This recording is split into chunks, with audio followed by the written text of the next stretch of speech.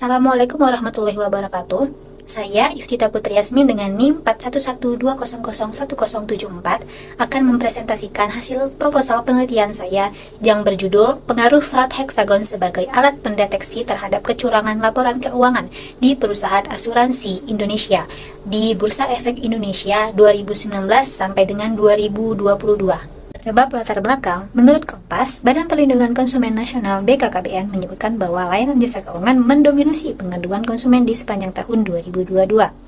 Layanan asuransi menjadi salah satu layanan yang paling bermasalah, seperti kasus Wanata Life.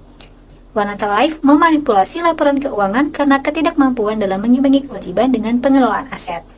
Nah, pada penelitian Damayani et al. 2019 yang menggunakan teori fraud Pentagon pada perusahaan infrastruktur menyatakan bahwa kecurangan laporan keuangan dipengaruhi oleh sifat industri perusahaan dari tingkat piutang yang tak tertagih yang bersifat akrual karena tingkat pendapatan yang rendah. Namun, teori fraud Pentagon ini telah dikembangkan menjadi teori yang berbeda lagi, yaitu menggunakan teori fraud hexagon. Nah, teori pembawaan ini dikembangkan oleh Fausinas tahun 2019 yang terdiri dari 6 elemen. Yang pertama dari pressure, capability, opportunity, rationalization, arrogance, dan collusion. Maka harus dilakukan penelitian uji pengaruh kecurangan laporan keuangan dengan menggunakan elemen-elemen teori fraud yang terbaru pada perusahaan asuransi yang terdaftar pada Bursa Efek Indonesia periode 2019 sampai dengan 2022. Ada pula perumusan masalah pada penelitian ini, yaitu yang pertama, apakah variabel stabilitas keuangan berpengaruh terhadap kecurangan dalam laporan keuangan?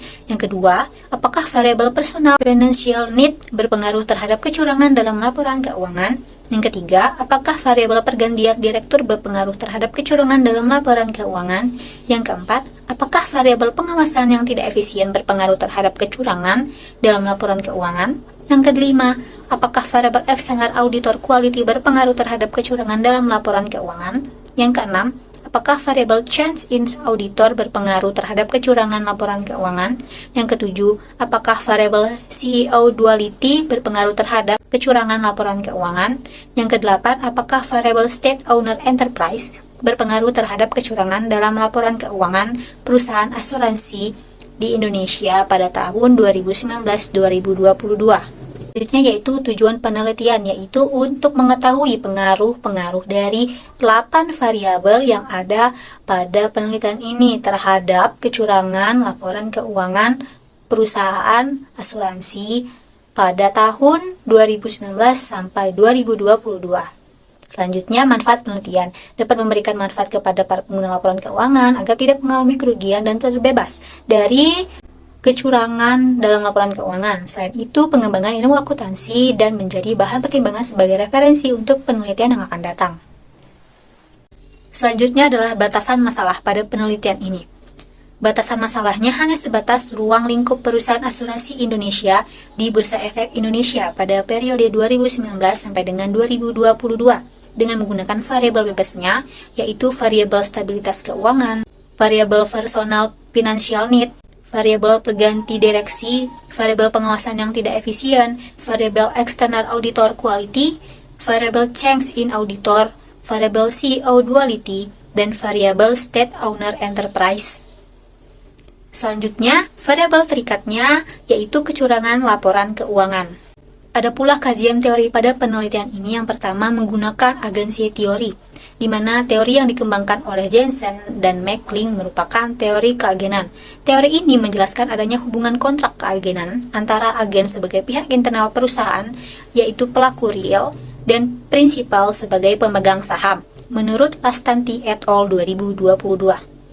Agen harus mempertanggungjawabkan kinerja mereka kepada prinsipal melalui laporan atas aktivitas yang dilakukan agen atas nama prinsipal. Namun, kontrak tersebut menimbulkan benturan konflik yang disebabkan adanya perbedaan kepentingan antara prinsipal dengan agen. Istilah ini sering disebut dengan conflict of interest, menurut Sagala dan Siagian tahun 2021, di mana agen akan bertindak demi kepentingan pribadi dan tidak melakukan kepentingan prinsipal secara maksimal. Hal tersebut menimbulkan terjadinya kecurangan yang disebabkan oleh beberapa faktor. Selanjutnya adalah teori fraud hexagon. Teori ini merupakan teori yang dikembangkan oleh Faucinas pada tahun 2019. Teori ini merupakan penyempurnaan dari teori flat pentagon. Teori flat hexagon ini merupakan teori yang lebih kompleks daripada teori yang sebelumnya karena terdapat elemen faktor yang baru yang keenam yang ditambahkan, yaitu kolusi.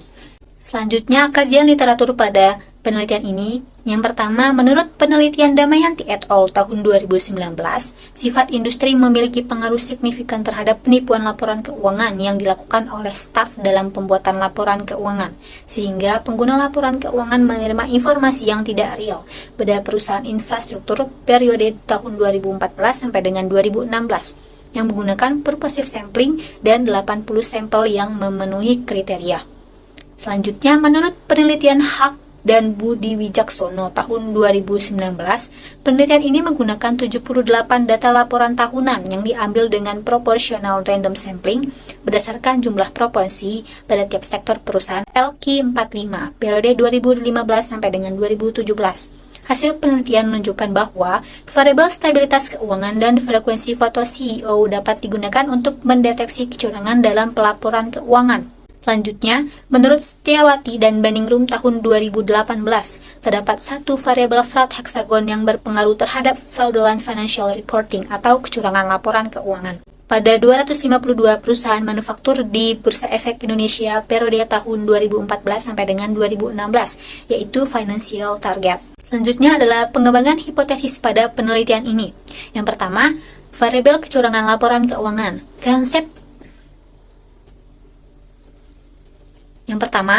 Variabel kecurangan laporan keuangan. Konsep teori agensi menjelaskan bahwa kecurangan laporan keuangan yang dilakukan oleh para manajemen sebagai agen secara sengaja memanipulasi data laporan keuangan yang mengecoh pengguna laporan keuangan agar pengguna laporan keuangan percaya terhadap perusahaan, terutama pada para pemegang saham perusahaan, investor, dan kreditor yang berperan sebagai prinsipal, menurut Damayanti et al. 2019. Yang kedua, variabel stabilitas keuangan. Sejalan dengan teori agensi yang menjelaskan bagaimana agen sebagai pihak manajemen memanipulasi laporan keuangan untuk memperlihatkan stabilitas keuangan pada pemegang saham, investor, dan kreditor. Yang ketiga, personal financial needs dari stimulus atau tekanan pressure, adanya tekanan kepada agen yang menyebabkan agen melakukan fraud atau kecurangan agar mendapatkan keuntungan untuk mematikan kepentingannya sendiri akibat tekanan dari prinsipal. Yang keempat, ketidakefektifan pengawasan. Ketika prinsipal pengawasan perusahaan lemah terhadap kinerja agen perusahaan, akan memberikan kesempatan agen atau manajer berperilaku menyimpang untuk memanajemen laba, menurut Setiawati dan Baningrum tahun 2018. Selanjutnya adalah yang kelima, variabel kelima external auditor quality dari peluang atau opportunity. Variabel kualitas auditor eksternal dapat mempengaruhi kecurangan laporan keuangan. Kualitas audit yang tidak baik akan mempengaruhi agen untuk melakukan kecurangan laporan keuangan untuk menjaga reputasi perusahaan agar tetap baik, menurut Utami dan Pusparini tahun 2019. Yang keenam, perubahan auditor atau change in auditor dari rationalization. Auditor lama dianggap dapat mendeteksi segala kemungkinan kecurangan yang dilakukan oleh agen selaku pihak manajemen. Namun, penggantian auditor memungkinkan naiknya terjadi kecurangan, menurut Setiawati dan Baningrum tahun 2019. Yang ketujuh, CEO duality dari arrogance. Prinsipal tidak menyaksikan kejadian langsung pada perusahaan dan membuat kekuasaan CEO sebagai agen mendominasi dan memiliki jabatan lain dalam perusahaan.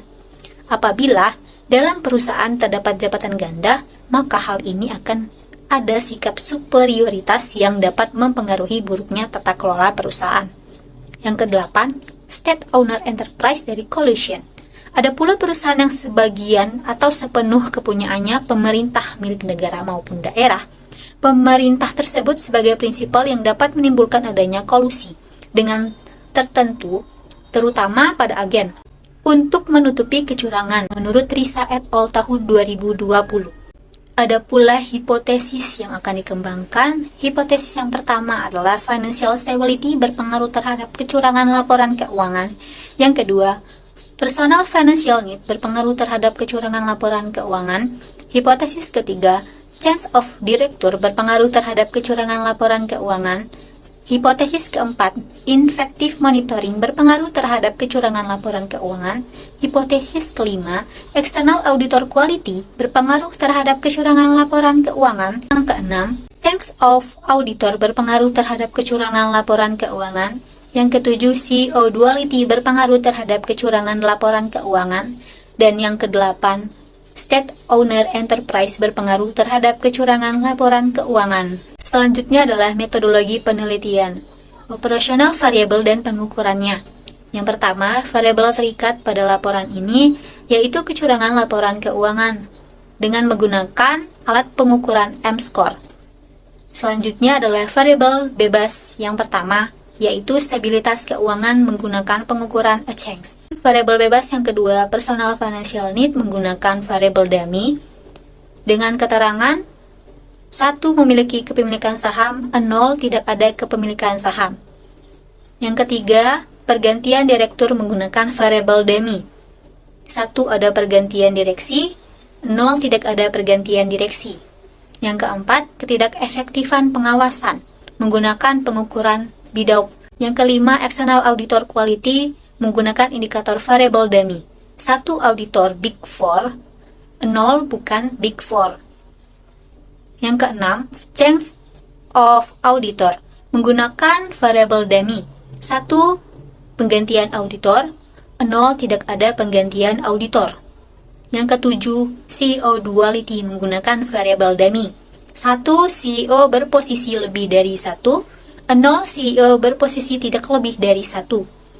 Yang terakhir, yang kedelapan, state owner enterprise juga menggunakan variabel dummy. 1. Perusahaan dimiliki oleh pemerintah, 0. Perusahaan bukan milik pemerintah. Selanjutnya, teknik penetapan jumlah sampel. Populasi penelitian pada penelitian ini adalah 18 emiten perusahaan asuransi pada sektor keuangan non-bank. Nah, sampel penelitian yang digunakan adalah seluruh perusahaan asuransi berjumlah 18 emiten yang terdaftar di Bursa Efek Indonesia pada tahun 2019 sampai dengan 2022. Untuk teknik penarikan sampelnya pada penelitian ini secara non-acak atau non-probability sampling dengan menggunakan teknik purposive sampling dan beberapa kriteria. Yang pertama, perusahaan asuransi yang terdaftar di BEI selama tahun 2019 sampai dengan 2022. Yang kedua, perusahaan mempublikasikan laporan keuangan tahunan yang telah diaudit dalam website perusahaan ataupun dalam website BEI. Yang ketiga, perusahaan tidak keluar atau delisting di BEI selama periode 2019 sampai dengan 2022. Yang keempat, data-data tersedia secara lengkap terkait dengan variabel-variabel penelitian selama periode tahun 2019 sampai dengan 2022. Untuk teknik pengumpulan data pada penelitian ini menggunakan data sekunder yang bersumber dari annual report pada perusahaan asuransi yang terdaftar di BEI tahun 2019 sampai dengan 2022. Untuk pengolahan data, pada penelitian ini menggunakan alat pengujian yang bernama aplikasi Statistical Patchkit for Social Science atau SPSS versi 20 for Windows. Untuk teknik analisa data, penelitian ini menggunakan yang pertama, analisa data statistik deskriptif. Yang kedua, uji normalitas pada asumsi klasik dengan menggunakan beberapa pengujian, yaitu uji Kolmogorov Smirnov. Yang kedua, uji multikolinearitas. Yang ketiga, uji heteroskedastisitas. Dan yang ketiga, untuk menguji hipotesisnya menggunakan uji T.